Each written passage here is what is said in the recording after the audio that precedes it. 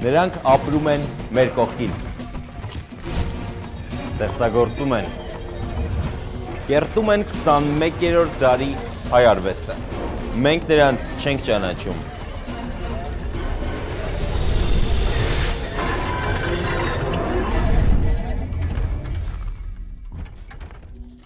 Հաղորդման գլխավոր հովանավորն է Ասեկոսե.am կայքը։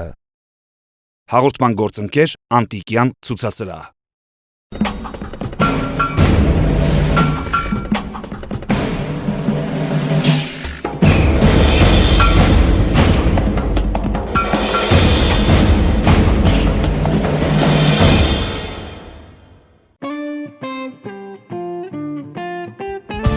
Ժամանակակից արվեստի լավագույն գործերն ու ամենահայտնի հայ նկարիչները Անտիկյան ցուցասրահում։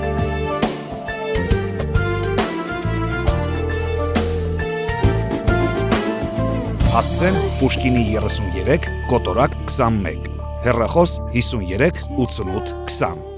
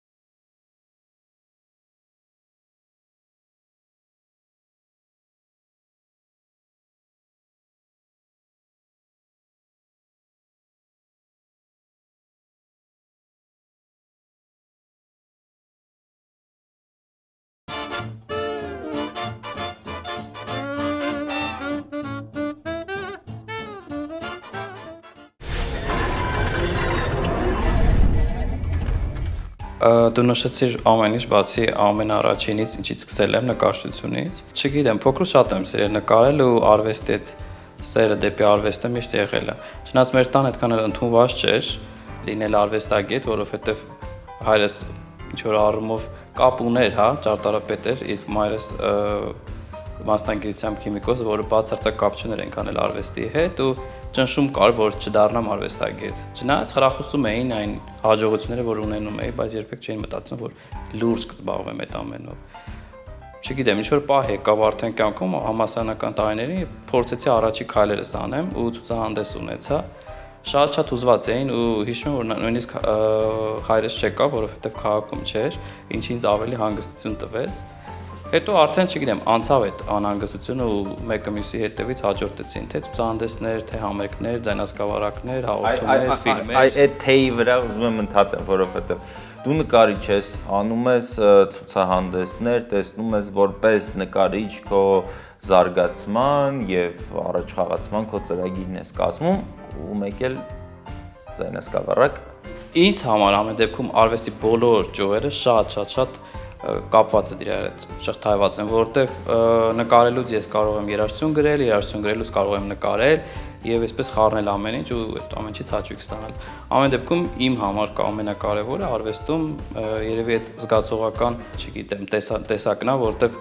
ես երբեք չեմ ստեղծում առանց գալու, հա, չեմ ստեղծում մի բան ուղղակի պարզապես ստեղծելու համար կամ պիտի ստեղծեմ։ Ինքդ քեզ չի անհանգստացնում այն հարցը, թե ով ես դու վերջապես։ Բացարձակ, ես երբեք չեմ ուզում սահմանափակեմ ինչ-որ անուններով, հա, ինչ-որ մասնագիտություն տալով, ես չգիտեմ նկարիչ եմ, երգահան եմ, կոմպոզիտոր եմ, պարզապես կարող եմ մի բառով անվանել, ես հավանաբար երիտասարդ արվեստագետ եմ։ Կա ոլորտ, որտեղ որ չես մտնի։ Այո, կա։ Երբեք չեմ մտնի բժշկության մեջ, որովհետև լինելով շատ երևի էմոցիոնալ, չեմ կարող ցավ պատճառել մարդկանց, ասելով նրանց հիվանդության կամ խնդիրների մասին։ Բայց կարող ես փրկել մարդկանց։ Կարծում եմ փրկելու համար էլ պետք է քիչ էմոցիոնալ լինես, որպեսզի սթափ-դատես իրավիճակը եւ կարողանաս առաջ օգնություն ցույց տաս։ Իսկ նույն սթափությունը պակաս չի քո արվեստում, որովհետեւ շատ հաճախ ստեղծելու համար արժեքներ, որոնք կարող է այսօր ոչ մեկին հետաքրքիր չեն, բայց 1000 տարի հետո կարող են ակտուալ լինել, պետք է ունենաս նույն ստափությունը, հանգստությունը, ուցե արհամարանքը ժամանակաշրջանի ինքդ քո մարդկանց։ Համաձայն չեմ, իսկ ումա որքան դու ստափ չլնես արվեստում, այնքան քո ստեղծած ավելի անկեղծ կլինի։ Երբեք պետք չէ մտածել ինչ է ստեղծում։ Իմ կարծիքով ստեղծես այն իրոք զգում ես ու անկեղծ լինես յուրաքանչյուր, չգիտեմ, արվեստի ոլորտում։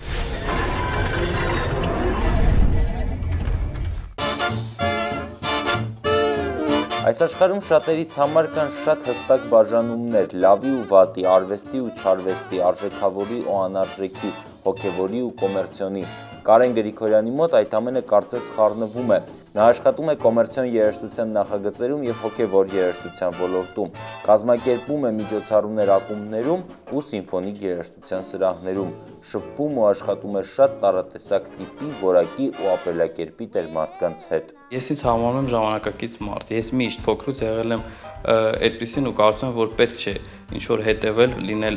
խիստ պահպանողական շատ հարցերում, հա։ Ես ունեմ մի քանի բարձրագույն կրթություն, ես ունեմ շատ, չգիտեմ, անցած փորձ տարբեր ոլորտներում, բայց ես չեմ կարծում, որ դա ինչ որ խանգարում է, որպեսզի ես իմ երեկոն անցկացնեմ ակումբում, զվարճանամ ինչպես սովորական երիտասարդ, հա։ Միաժամանակ ունենամ համերգ Անգլիայի ամենամեծ համերգաստիարներից մեկում, սիմֆոնիկ օրկեստրի հետ, եւ վերադառնալ Հայաստան եւ աշխատել էլեկտրոոճում որևիցե երգչի հետ։ Հետաքրքիր է, կարծում իմ համար ամենակարևորը, որպեսզի հետաքրքիր լինի աշխատանքը, եթե այդ բանը ես այդպես եմ զգում, ինձ համար հաճելի է, ես այդպես եմ ապրում։ Երբեք չեմ մտածում, որ որոշակի ինչ որ դերով հանդիսանամ իմ հանդիսատեսին, որ իրենք հենց ընկալեն ինձ շատ լուրջ, խիստ, այսպես։ Թող ընկալեն այնպեսին, ինչպեսին ես կամ։ Այսինքն աշխատել Ջուսի ու եպիսկոպոս Անուշավան Ժամկոչյանի հետ դա շատ Ինչու ոչ։ Երկուսն էլ տաղանդավոր մարդիկ են, երկուսն էլ իրենց ոճում կայացած մարդիկ են, հա, երաժիշտներ են։ Բայց ախր իրենք իրենց ապրելակերպով ու աշխարհներով կոնֆլիկտի մեջ են իրար հետ։ Դրանք տարբեր մտածելակերպի ու տարբեր Բայց մեր աշխարհայացքի կյանքը ինքնին կոնֆլիկտ է արդեն իսկ։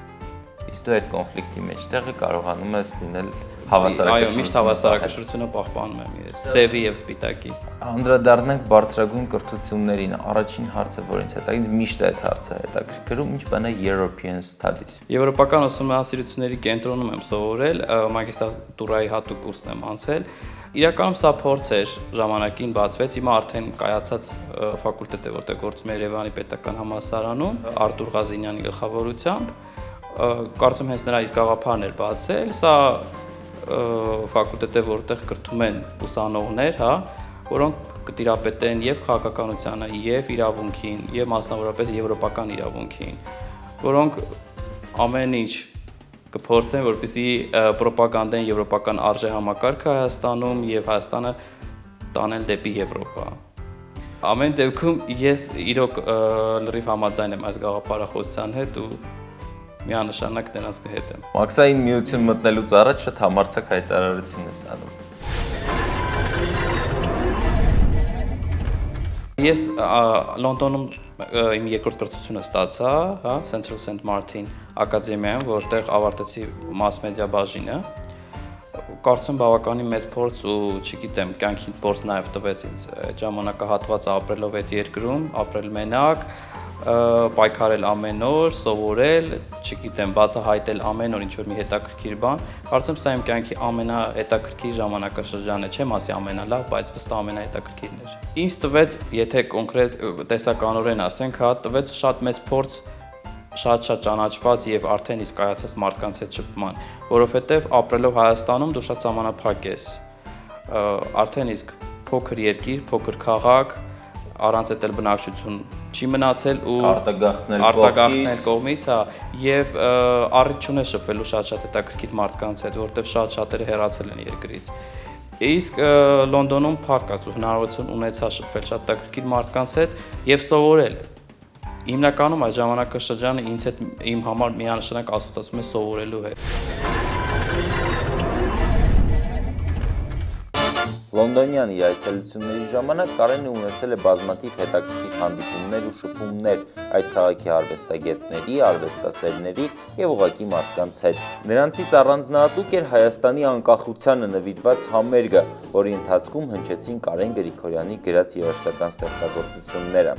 Կային նաև հետաքրքիր հանդիպումներ ու անակնկալներ, որոնց մասին մեր այսօրվա հերոսը ուրախությամբ պատմեց։ Նախնշեմ, որ Լոնդոն արդեն, եթե չեմ սխալվում, 6-րդ այցելության ժամանակ իմ համերգն էր ու շատ սպասված համերգ էր։ Երբեք չէի մտածել, որ մի օր, առիթ կունենամ այդ տեսակ համերգասրահում եւ այդ օրկեստրի հետ աշխատել, որովհետեւ որ համերգասրահ Royal Festival Hall-ն էր, որը առաջի Եվրոտեսիլի հենց սրահն է համարվում Անգլիայում ու առասարակ բոլոր կայացած երաժիշտները ունեցել են համերգներ այդտեղ։ Մեկ շաբաթ առաջ իմ համերգի Ջորջ Մայքլն էր հենց այդ սրահում համերգ ունենում։ Իսկ Արմեն Չիկը համերգ ունեցել է բացարձակ։ Չէ, դա ավելի դասական սրահ է, որտեղ կարողանում են ավելի դասական եւ հիմնականում ինչ-որ ալտերնատիվ երաժշտության համերգներ ու իրականություն դարձավ շատ դժվարություններով, ֆինանսական խնդիրներ կան եւ կազմակերպչական եւ այլն։ Շատ ուրախ եմ, որ մեծ պատվով դուրս եկանք այս բոլոր դժվարություններից եւ համերգ իրականություն դարձավ։ Ինձ համար ամենահետաքրքիր շփումը, որ ես իրոք կրկին չէի սպասում ու իրականություն դարձավ, փոքրուց շատ սիրում էի Savage Garden խումբը ու նմանավանդ Darren Hayes-ի կատարումները։ Շատ պատահական ստացվեց, որ ծանոթացանք ու որոշեցինք բացի հարցազրույցից նաև համագործակցություն ունենալ։ Եվ հիշում եմ հարցազրույցի օրը շատ տարօրինակ էր, որովհետև հարցերը ես չէի գրել ու ձեռագիրը, որով տված էր, ինձ չէի կարողանում կարդալ հարցազրույցի ժամանակ, բայց կարծում եմ, թե հումորով, թե ինչ-որ բաներ փոխելով կարողացաք հարցազրույցի իրականություն դարձնել։ Փոքրուց շատ տարօրինակ էր, որովհետև երբ տարիներ շարունակ սիրում ես, երկրպագում ես ինչ-որ մի արտիստի ու գալիս է ժամանակ, որ ուղղակի բացարձակ զուտ ընկերական շփում ես ունենում, շատ բաներ կոտրվում է քո մեջ, որովհետև անկեղծ եմ ասում, դու էկրանից լրիվ այլ կերպ ես պատկերացնում այդ ու լեգենդը դառնում է իրականություն։ Լեգենդը դառնում է ընկեր, որը շատ հանգիստ եւ շատ համեստ մարդ է իրականում ու բացարձակ չունի այդ աստղային ոչ հիվանդություն ասվածը, ոչ գոռոզություն եւ ոչ էլ իրականում կարծում եմ, որ ինքը շատ մեծ արվեստագետ է։ Ինձ համար կոնկրետ սա շատ մեծ փորձ էր, որովհետեւ ես կաշխատեմ նմանվել հենց այս տեսակ մարդկանց, եթե նույնիսկ ինձ հնարավորություն ընձեռվի դառնալ նմանատիպ մարդ, ապա ես կպայեմ հենց այդպես ոչ թե հայ արտիստների նման, որոնք մի քանի 3, չգիտեմ, փոքր հաջողություններից հետո արդեն փոխվում է թե բնավորությունը, թե վերաբերմունքը այլ մարդկանց։ Նաև մի անգամ անսպասելի մի դեպք պատահեց, որ երբեք չեմ մոռանա, հիշում եմ, նաև հայկական մամուլում տեղ գտավ այդ իմ հրապարակումը, Facebook-ային գրառումը, Լոնդոնում ավտոբուսի երկրորդ հարկում, գիտեք, երկարկանի ավտոբուսները նստած էի ու լսում էի բրիտանական ռադիոներից մեկը, BBC 3-ը, ու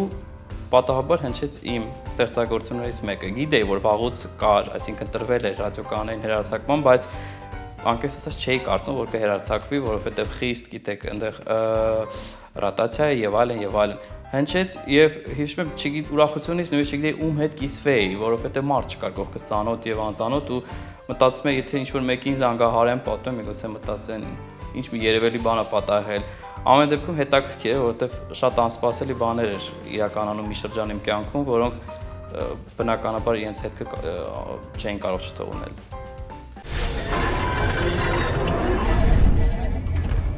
Վերադարձա, որովհետև ոչ թե նրա համար, որովհետև չստացվեց Անգլիայում ապրել։ Ես նման նպատակ չէի դրել ինձ առջև ապրել արտերկրում։ Ունեմ ծնողներ, որոնք այստեղ են ապրում, որոնց շատ սիրում եմ ու կարծում եմ, որ այն ժամանակը, որ ես անցկացնում եմ նրանց հետ, նրանց կողքին ամենաթանկ ժամանակն է եւ պետք չէ հեռու լինել։ Իսկ գործունեության առումով ես միշտ պատրաստ եմ մեկնել եւ մեկնում եմ հաճախակ եմ մեկնում Հայաստանից ու երբևիցե չի խանգարել ինձ Հայաստանում բնակություն հաստատելս եւ գործունեությունս արտերկրում։ Իրականում երկիր մոլորակը այդքան էլ մեծ չի, ինչքան որ շատ նամանավանդ մեր օրերում։ Ձեր կյանքը ամբողջությամբ լի է երջանիկ պատահականություններով, որն է գաղտնիքը, որ անդադ ստացվում է, հա, բոլոր ոլորտներում հաջողություններ, լավագույն համերգասրահներ, լավագույն ռադիոընկերություններ, հեռուստաընկերություններ եւ այդ ամեն ինչի եթե ոչ կենտրոնում, բայց շառավղում կաք դուք։ Բազմիցս մտածել եմ եւ փորձել եմ պատասխան գտնել, բայց վստահ շատ-շատերին համար պիտի հիմա ասեմ այն ինչ իրականություն է, ոչ ոք կյանքում ինձ չի օգնել։ երևի բացարձակ միակ մարդը, որ ինձ օգնել է կյանքում, դա եղել է իմ հայրը, որն էլ շատ հաճախ կարծում եմ հատուկ չի ուզում շատ օգնի, որպեսզի ես ինքս իմ ճանապարհը հարթեմ։ Ու կարծում սա հիմնականում ինչ-որ բանաձև է, աշխատասիրություն, երևի թե ինչ-որ մի բան հաջողություն, որը շատ քչերին է տրվում, բայց ես չեմ ուզում դրանով հպարտանալ, որովհետև սա էլ է ժամանակավոր։ Ես ասես, որ ցանկացած աշխատասեր մարդ կարող է այդքան կարճ ժամանակում ունենալ այն ամեն ինչը եւ անցնել այն ճանապարհներով, որով դու անցար։ Վստահ չեմ, բայց կարծում եմ, եթե մի բան շատ ես ուզում ու երազում ես, մի օր անպայման իրականություն կդառնա։ Ինքդ երբևիցե ետ նայելով քո կյանքին, ինքդ քեզ կողքից փորձել ես նայել։ Երբեմն նայում եմ ու ճիշտ ասած այնքան էլ դուր չի գալի այն ինչ ես ունեմ, որովհետև այն ճանապարհը, որ ես եմ անցել, շատ բաներ եմ կորցրել նաև այդ ճանապարհին, հա, զբաղվելով իմ կարիերայով, չգիտեմ, սովորելով եւ այլն, շատ բաներ ես չեմ ունեցել, ինչը սովորական երևի թե երիտասարդները բոլորը ունեցել են։ Օրինակ, եթե փոքրուց բոլորը սովոր են խաղալ բակում, ես շատ քիչ ժամանակ ունեի խաղալու եւ մանկությունս անցկացնելու, դրա փոխարեն հաճախում էի ամեն տեսակ խմբակներ, չգիտեմ։ Իսկ հետո արդեն ուսանողական տարիներին շատ այսպես կենտրոնացված սովորում էի։ Չեմ ուզում ասեմ, թե երջանիկ կյանք չեմ ունեցել, բայց ամեն դեպքում միշտ շատ այդպես խիստ կենտրոնացում ունեցել դեպի իմ կարիերան, դեպի իմ աշխատանքը եւ նպատակները։ Դա քո որոշումներ ապրել այդպիսի կյանքով, թե պարտադրված էր ծնողների, հասարակության, ընտանիքի կողմից։ Ծնողներս միշտ ոգևորում էին, որ պիտի դառնամ, եթե չասեմ ինչ-որ շատ մեծ մարդ, բայց գոնե կարևոր մեկը, ով իր մասնագիտությունում պիտի լինի լավագույնը։ Նույնիսկ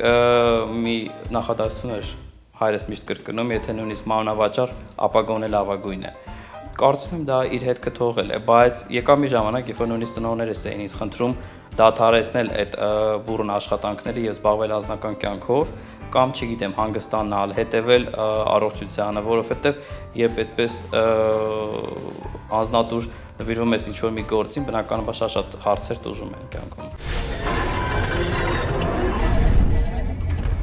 Միանշանակ կարող եմ տալ, կարծում Հայաստանում, նմանատիպ արվեստագետների շրջանակում կա շատ մեծ սկզբունքայնության խնդիր։ Շատ սկզբունքային են արվեստագետները Հայաստանում ու երբեք չեն փորձում հանդուրժող լինեն նաև այլ արվեստագետներին։ Ամեն մեկը իր տեսակը ունի ու շատ կոնֆլիկտային են նաև այս հարցում, որովհետև այսինքն իմ շփումը որպես արվեստագետ այլ արվեստագետների միշտ ստացվում է հենց դրսում ավելի հաջողակ, քան Հայաստանում։ Այստեղ շատ ամբիցիոզ են նաև, բոլորի ուզում են շատ հեշտ ճանապարհով հասնել մեծ հաջողությունների ու ինձ անկեղծ ասած միշտ ներվայնացնում է այն խոսքերը, որ եթե լինեինք արտասահմանում, ապա կլինեինք, չգիտեմ, ինչ-որ մեծ արվեստագետ, հայտնի երգիչ կամ երգչուհի, բնավ չեմ հավատում, նայեք, անկեղծ չեմ հավատում, հակված եմ չհավատալու, որովհետև եթե լավն ես, ապա քո երկրում էլ կարող ես լավը լինել եւ ճանաչելի դառնալ յուրաքանչյուր երկրում, որովհետև լավը միշտ նկատելի է։ Կան արվեստագետներ, որոնք այսօր Հայաստանում են գործում եւ ճանաչված են, հետաքրքիր են դրսի համար։ Եթե հետաքրքիր չես դու նույնիսկ ներսում, բացասակ չես կարող հետաքրքիր լինել նաև դրսում։ Ովքեր են քո նկարների գնորդները, բացի գուցե ոչ անուններից, բայց մարդկային տեսակ, ազգություն։ Շատ տարօրինակ մարդիկ, որովհետև ես երբեմն զարմանում եմ, որ իմ նկարները գնում են ու զարմանում եմ այն մարդկանց վրա, որոնք բացարձակ կապ չունեն արվեստի հետ, բայց սիրում են այդ աշխատանքները։ Երևի թե այն մարդիկ, որոնք սիրում են ավելի այսպես ագրեսիվ նկարչություն, որովհետև եթե նկատում ես նույնիսկ ես իմ տանը չունեմ իմ աշխատանքներից։ Ես ավելի սիրում եմ նկարներ, որոնք ինձ ինչ-որ որոշակի տրամադրության մեջ կդնեն։ Կարեն կա մարդ, որը որ զբաղվում է քո արվեստի կառավարմամբ այսօր, արտ մենեջմենտով, պրոդյուսերությամբ։ Ոչ միայն կա, այլ կան շատ մարդիկ կան, որով զբաղվում են ու տարբեր երկրներում հիմնականում տարբեր մարդիկ են զբաղվում, հա։ Շատ ուրախ եմ, որ այդ մարդիկ կան։ Դու ես գտել իրենց, թե իրենք ես։ Իրենք են ինձ գտել ու շատ անշահախնդիր իմ կողքին են եղել իմ կյանքի տարբեր փուլերում։ Իսկ ինչպես են իմացել քո մասին։ Բացարձակ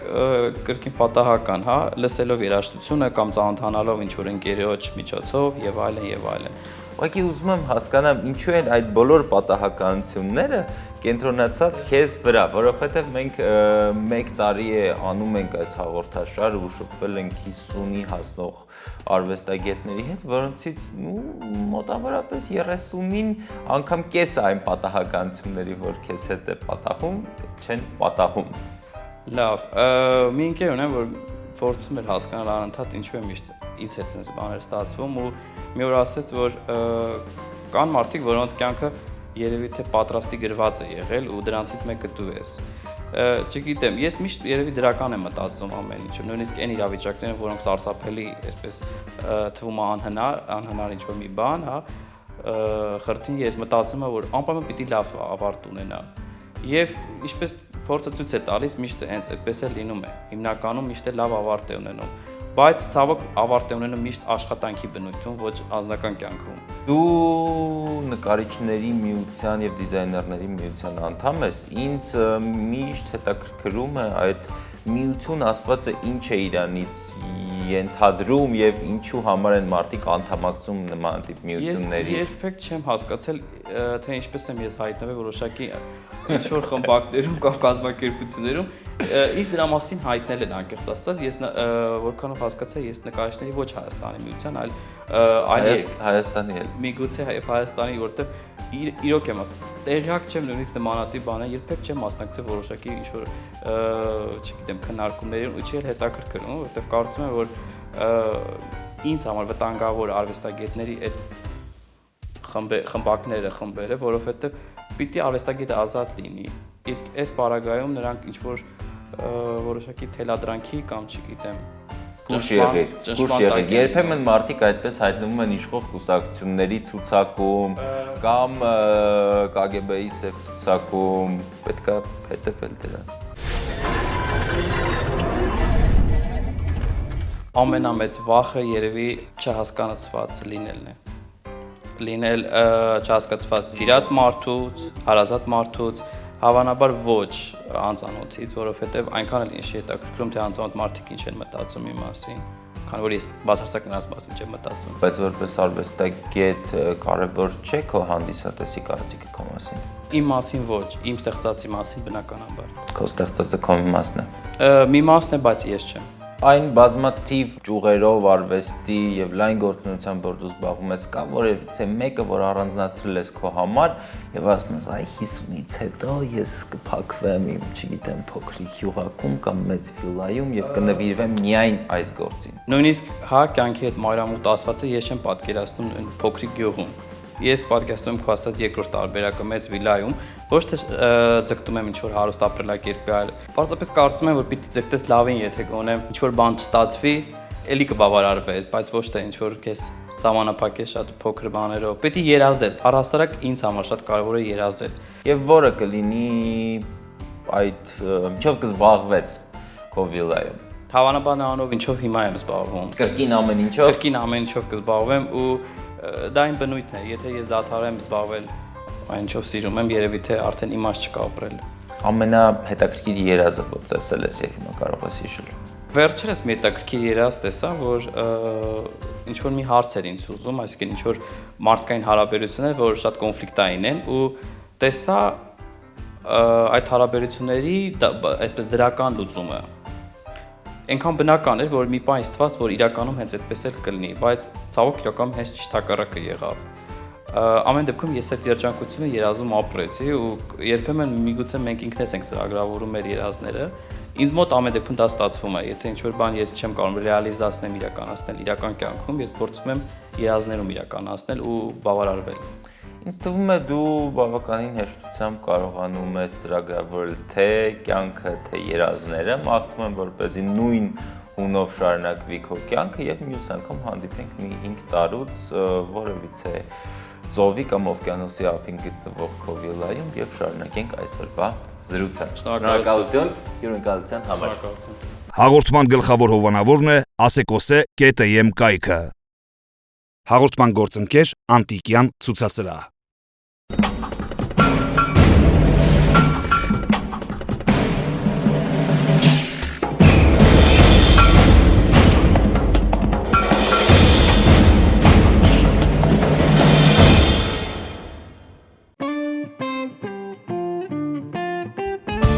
ժամանակակից արվեստի լավագույն գործերն ու ամենահայտնի հայ նկարիչները անտիկյան ցուցասրահում։